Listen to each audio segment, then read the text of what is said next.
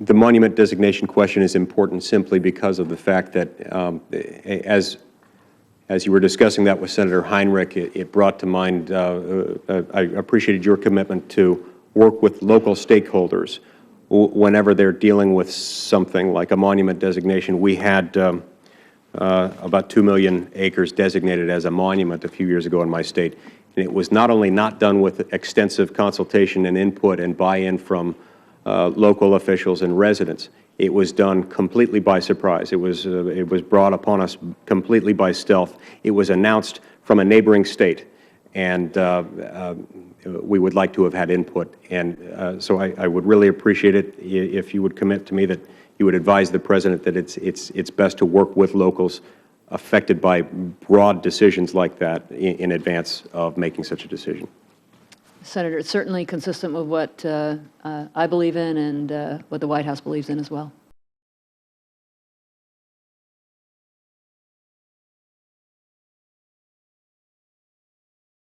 Now, it's widely reported, Secretary Jewell, that President Obama is considering designating a nearly 2 million acre national monument in San Juan County, Utah. That is in the southeastern corner of my state, the so-called Bears Ears National Monument. Much of this land, as you know, is owned by the federal government and managed by the Department of Interior.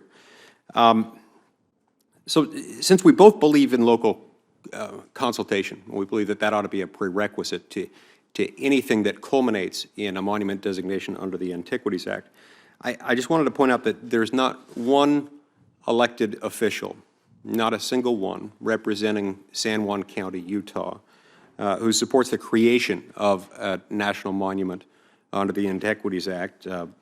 And specifically, I want to point out that on September 1st of last year, the San Juan County Board of Commissioners passed a resolution stating, quote, "Be it resolved, the San Juan County Commissioners strongly oppose the unilateral use of the Antiquities Act to designate a national monument within San Juan County and instead supports locally driven land use planning." On February 10th of this year, the entire Utah federal delegation wrote a letter to President Obama plainly stating, quote, "We do not support the use of the Antiquities Act within our community and ask that the administration withdraw any plans to do so." And then just yesterday, Utah Governor Gary Herbert wrote a letter to the President in which he said, quote, "As evidenced by opposition from virtually every elected county, state, and federal official, the state of Utah strongly opposes any unilateral monument designation within our state." Now, this, of course, does not mean that the people of Utah or the people in San Juan County in particular do not care about the land or about protecting it. Quite to the contrary, elected officials throughout Utah, including and especially those in San Juan County, have been very supportive of a 3-year intensive effort involving the Public Lands Initiative. There is a lot of support for protecting the land in this way. So let me just start by asking you, do you still believe that collaboration and local support is a necessary condition precedent that ought to precede any designation of a monument under the Antiquities Act? Well, Senator, the Antiquities Act is a very important tool that presidents have had since Theodore Roosevelt. It's been used, I would argue, sparingly and carefully.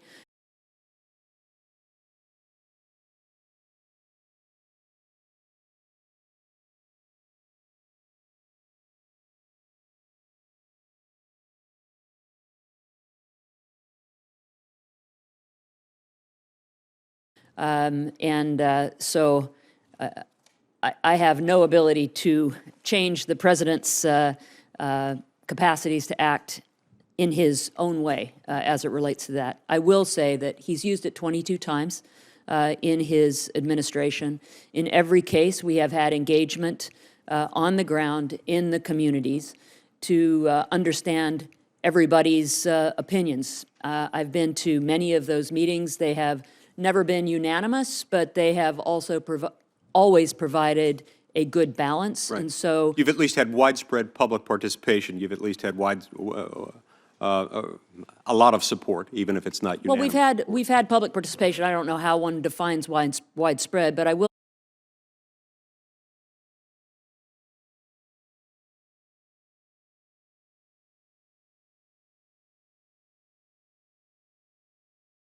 will say this. You've had some, there's been some. We have support by had some elected officials. participation. In the case of Utah, we have been invited by the tribes to go out there. There's a number of tribes that are very interested in protecting an area that you reference that has a tremendous archaeological, anthropological, and cultural significance to them.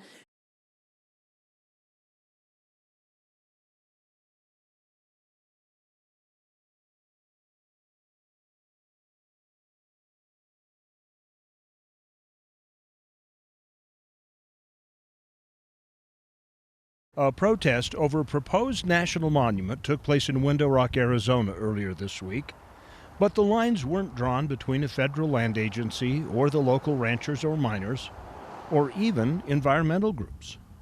It was the Grassroots Navajos of southeastern Utah protesting the Navajo Nation government for announcing that the Navajo Nation was going to petition President Obama to declare the Bears Ears a national monument. It is the ancestral home of the Coyote tribe of the Navajo. It is not only a sacred place to them and a way of life, but for many it is the very essence of life itself. These modest people live on the land, but they also live off the land. We pick penny. Yes. And we hunt deer. Yes. And we cut down the posts for our hot gun. And we use cedar ash for our blue corn mush. That's where we get it. The people who live around Bears Ears are the ones that do not want the monument. They have met with me in my office.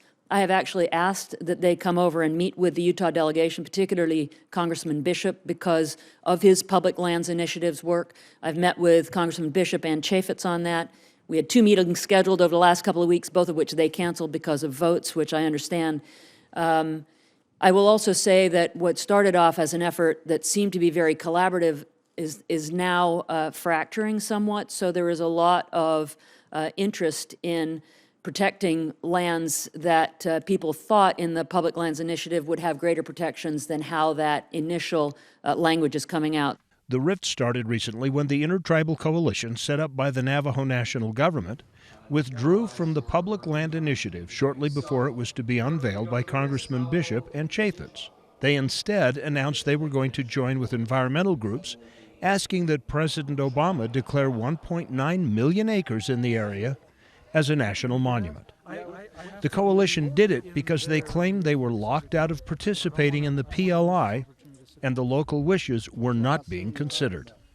There are a lot of folks across Navajo land within the Utah boundaries who asked for it.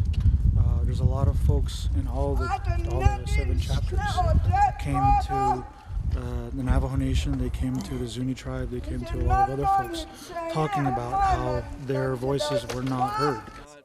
Fred Ferguson, Chief of Staff for Representative Chaffetz, has been spearheading the PLI since the very start. From his perspective, they were never ignored. When the Bears Ears Coalition pulled out of PLI, it was unexpected and quite frankly confusing. Over the last 4 months, we've met with them in 4 different states. We've received their proposal, we've reviewed their proposal, and we are working to include it in the final PLI. The KLE feel that the ones not listening to the local wishes are the coalition members. The reason why that we had a protest, our people, the Navajo Nation, they never went over to our people. They never came to us and said that we're going to make a Bears Ears monument. The KLE feel that they have a better chance of participating in decisions if it is legislated rather than regulated.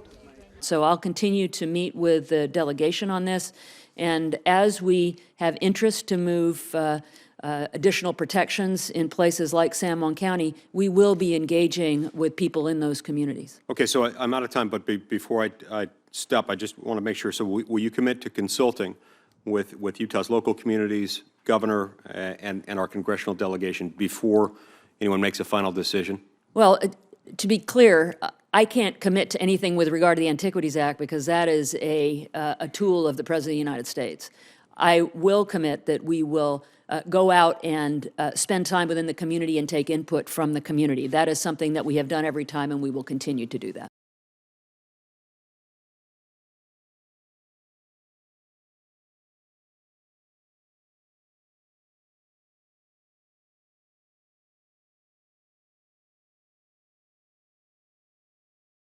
Who helped them? Who is helping them write their proposal? They keep referring to an attorney, and I keep hearing an attorney coming up. Well, I've seen several people, now this is my opinion, is that it's one of the environmental groups. I did hear the name Charles Wilkins. I understand he's from the Grand Canyon Trust. So who is writing the proposal for the National Monument? So now, is that Navajo thinking, Navajo thought, Navajo want? If you ask me, it isn't. Okay, I appreciate that, and I appreciate knowing that everywhere else the president's used this, he has had some local buy-in, and we don't have that here. So I appreciate your commitment on that. Thank you, Madam Secretary. What's the impact? What is the fear of a monument with the local people that live there? Well, it limits access.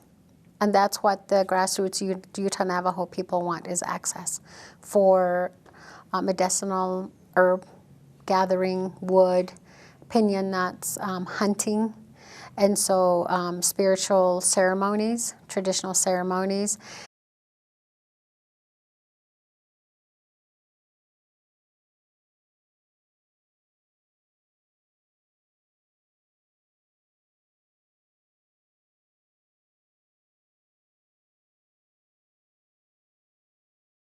If you had President Obama here right now, sitting right here, what would you tell him?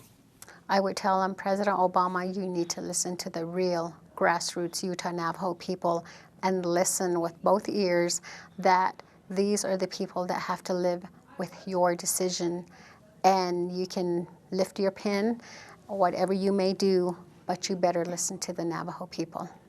So I would really appreciate it if you would commit to me that you would advise the president that it's best to work with locals affected by broad decisions like that in advance of making such a decision. Senator, it's certainly consistent with what I believe in and what the White House believes in as well.